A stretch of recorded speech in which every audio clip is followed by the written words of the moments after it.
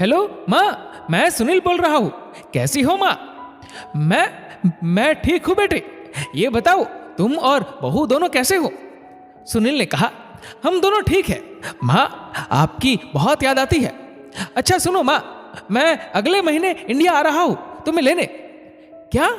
हाँ माँ, अब हम सब साथ ही रहेंगे। नीतू कह रही थी माँ जी को अमेरिका ले आओ, वहां अकेली बहुत परेशान हो रही होगी। हेलो, सुन रही हो माँ? हाँ बेटे। बूढ़ी आंखों से खुशी की अश्रुधारा बहने निकली। बेटे और बहू का प्यार नस नस में दौड़ने लगा। जीवन के 70 साल गुजार चुकी सावित्री ने जल्दी से अपने पल्लू से आंसू पोंछे और बेटे से बात करने लगी। पूरे 3 साल बाद बेटा घर आ रहा था। बूढ़ी सावित्री ने मोहल्ले भर में दौड़ दौड़ कर यह खबर सबको सुना दी।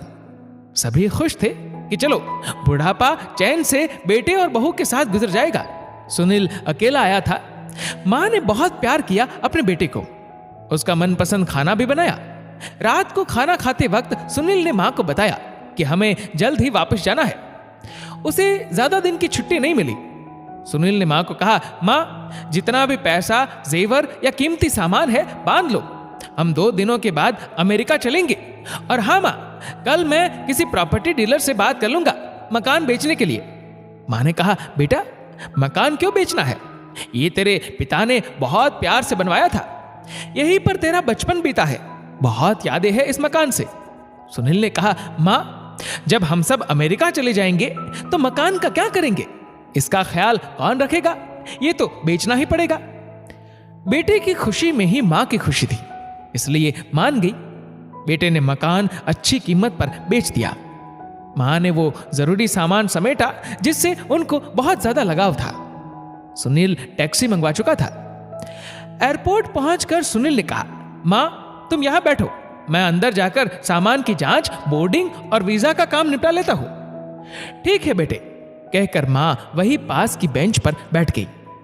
काफी समय बीत चुका था। बाहर बैठी बूढ़ी आंखें अब बार बार उस दरवाजे की तरफ देख रही थी जिसमें सुनील गया था, लेकिन अभी तक बाहर नहीं आया।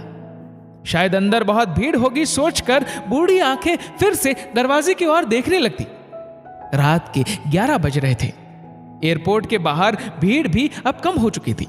माँ जी किससे मिलना है? एक कर्मचारी ने वृद्धा से पूछा।